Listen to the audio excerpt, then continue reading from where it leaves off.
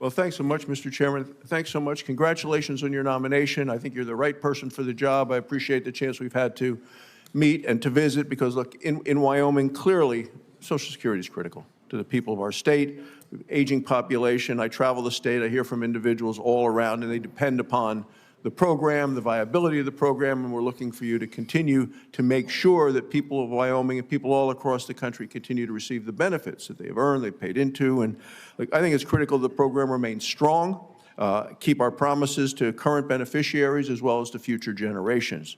In order to do that, there are a number of issues that I think need to be addressed. Social Security Administration needs to focus on improving customer services. Need to reduce wait times and backlogs. Need to modernize and streamline technology and prevent improper payments. And improper payments is a part of this as well. So I think you're the right person to fix these problems. Are you committed to doing everything you can to strengthen the Social Security program and to helping our seniors? I'm 100% committed. I appreciate the question, and I want to work on every aspect of what you talked about. It's a services org that has to have a high degree of quality and accuracy. Well, it's interesting. We talked here recently about some of the problems with the press is reporting that are just plain wrong.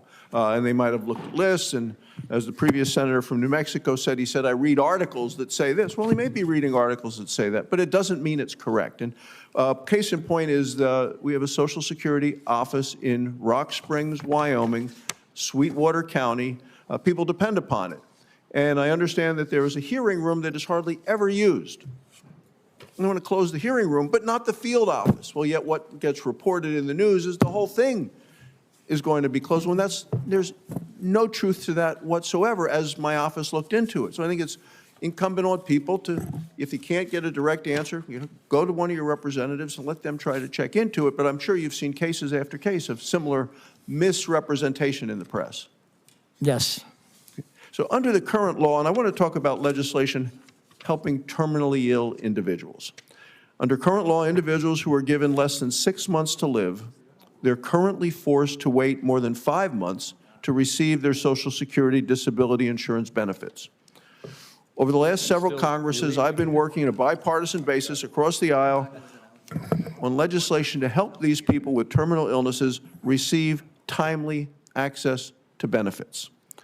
People facing terminal illnesses shouldn't be worrying about whether and when they're going to receive the benefits that they need, especially when they have so little time to live and they, by law, have to wait 6 months.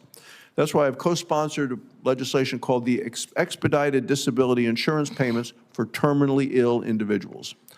It ends the 5-month disability insurance waiting period for those diagnosed with a terminal illness that have less than 6 months to live. It ensures people with terminal illnesses receive disability benefits in a timely manner while still preserving the integrity of the system. Last year, 30,000 people died waiting for their disability decisions from the Social Security Administration, of course, previous administration. The last thing people need to deal with when they're facing these end-of-life decisions should be concerned about trying to work their way through the red tape of the Social Security Administration. Americans or loved ones facing significant hardships should get help when they need it the most. So do you have views on the need to streamline and expedite these SSDI benefits for terminally ill individuals?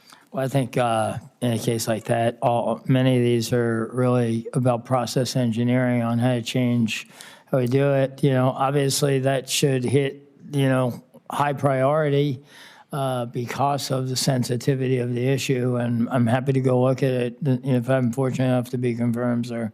So will you commit to working with me, with my office, including providing technical assistance as needed on making sure that we can get through this red tape?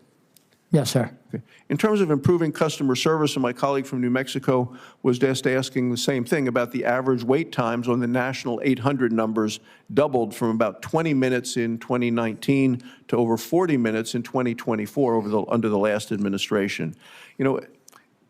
Days and days. What are your plans for addressing performance management and improving customer service? Well, I think call centers is one of the easiest areas to manage and monitor and generate individual performance reports and collective performance reports. I also think that we need to ensure that we have the right technology for the agents who answer the phones, right? Because obviously we got to look at what the length and duration of call is, what they have to do to answer the call, what they have to do to collect the information. I think AI, while still talking to a human, can help the person, the call center agent, get to the problem much quicker. And final question, Mr. Chairman, I know my time has expired. What's the biggest obstacle that you might face in trying to upgrade the systems and the infrastructure, as you just talked about the technology? I think it's all about will. I think it's all about will. If you want to get it done, it's not hard to get it done. Thank you, Mr. Chairman. Thank you, Senator.